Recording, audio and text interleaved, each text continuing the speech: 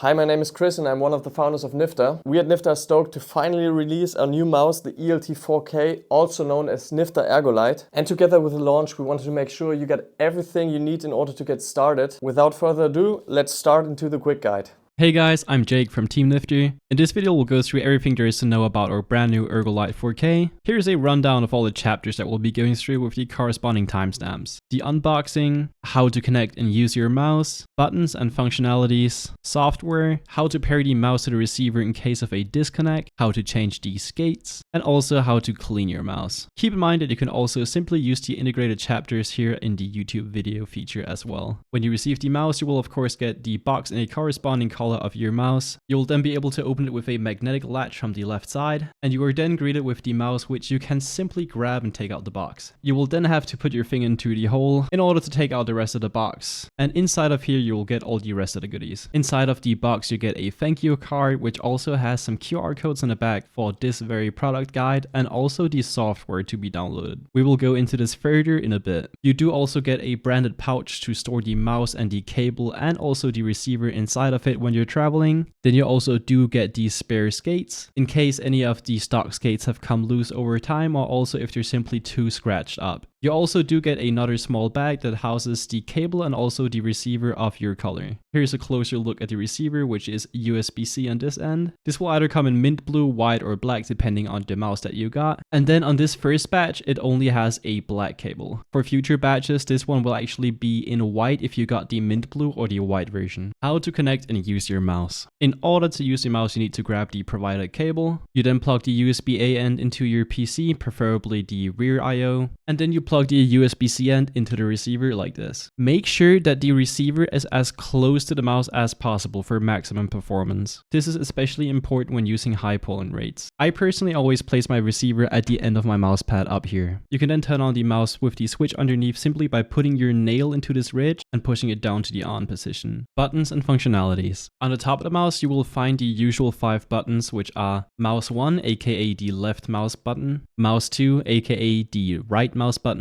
mouse 3, which is your scroll click, mouse 4 and 5, which are your side buttons, and you will also find a status LED indicator on the left side of your mouse, which is used for displaying the charging status of your mouse or letting you know what DPI state you're currently on. The DPI button is on the bottom of the mouse, and here you of course also have your off and on switch. By default, the DPI stage is white, which means 1600 DPI. You can then cycle through it to the dark blue, which is 3200 DPI, and also this mint blue, which is 6400 DPI. When you press the DPI button another time, you will be set back to 400 DPI, and the green stage is 800 DPI. If you press A last time, you will get back to the beginning of the cycle, which is 1600 DPI, which is the default setting. Of course, all of these stages can be changed in the ELT software. The software you will be able to download at nyfter.com/software. This will also be linked down in the description below of this video. And of course, you can also use the QR code on the quick start guide. Once you've installed the Nyfter ELT software, you will be able to click on the mouse right here. In this menu, you will be able to rebind all of your buttons. You will be able to set different types of macros. You will be able to change through different types of media keys like play, pause, and stuff like that, and pretty much anything else that you can possibly imagine. Here, you're also able to change your debounce time. This is indeed very handy for mechanical switches, which we are using inside of this mouse with the Huano blue shell pink dots. When putting down the debounce time here, you will indeed be able to achieve lesser latency. If this is something you care a lot about, I would personally recommend you to go down to either 1 millisecond or 2 milliseconds, which is a very safe option. If you ever experience any double clicking issues, you can simply set it to a stage higher. Let's say that I am at 1 milliseconds and I started double clicking inside of my games and I don't want it to happen. I simply set it to 2 milliseconds, press OK, and then see if I still have any issues. If you don't have any issues, just stay at this setting. If you do have any double clicking issues, just go to the next one. You're also able to set up different types of profiles if you'd want to. We then head over to this next menu. Here you're able to set the amount of DPI stages that you want. This is the default setting for all the profiles. And for those of you who care, the highest DPI setting is 32,000. Here you can also change your polling rate. I would simply recommend you to go for the highest polling rate here, and if you ever happen to run into any issues or stuttering because your system can't handle it, then simply go down one single step. If you go for 1K polling rate, I would highly recommend you to go for the HP mode, which stands for high performance. Low performance will indeed drain your battery less, but if you want the competitive edge over your enemies, definitely go for high performance. Here you can also change your lift-off distance, which is a window where your mouse will begin tracking. If you feel that your mouse cuts off when tracking too quickly, you can set it to 2mm so that it tracks further away from the mouse pad when lifting your mouse. This is very much personal preference. Also make sure to have the peak performance mode on, and together with this mode you can set when your mouse should go to sleep. This sleep state is like a power saving mode when you don't touch your mouse after either 30 seconds, 1 minute, and so on. You also have additional options, but the only one interesting here is motion sync for a lot of people. Motion sync is like NVIDIA G-Sync but for mice. It can indeed provide a smoother experience, but if you want the most raw input possible, simply turn it off. Most people will not be able to tell a difference between the on and off mode here. You can also change the DPI indicator, which is the status LED on the left side of the mouse. Here are the recommended settings for those who want the best possible performance in-game. Either 1600 or 3200 DPI, which is the standard for high polling rates. The highest polling rate available, which is 4000 Hz on this mouse. Peak performance mode turned on, and motion sync turned off. I personally go for a debounce time of 2 milliseconds as well. In the macro menu, you will also be able to record any types of macros and bind them to your mice as you'd like. Inside of these settings, you will here be able to update either the firmware of the mouse or the receiver. Here you can also change the amount of time that is needed for the mouse to go into a deep sleep and able to save as much power as possible. And for those who are very far away from their PC for some reason, you can also activate the long distance mode. How to pair the mouse to the receiver in case of a disconnect. Simply go to the home page of the ELT software and then press spacebar. This menu will guide you through how to pair your mouse to a new dongle. You will simply have to hold the left, right, and also the middle mouse button, which is the scroll click, in order to put the mouse into a pairing mode. If you have a dongle connected to your PC and you've set the mouse into the pairing mode as follows, it will instantly connect to that dongle connected to your PC without you having to need to do anything more. How to change skates. If you want to change your skates to either third party or the provided spare skates that come in the box, all you need to do is grab something very thin and pry them from the base plate. As you can see, you have a cutout for the top skate here and also another cutout for the bottom skate here. You then simply pry something thin underneath the skate and take it off like that. Afterwards, please make sure to remove any glue residue left from the original skate. It is also highly recommended to clean the plastic surface with some alcohol to make sure the adhesive will adhere as much as possible. Once the surface is nice and clean, simply apply the skates to the base plate. I personally would recommend you to run the stock skates as much as possible because these are 100%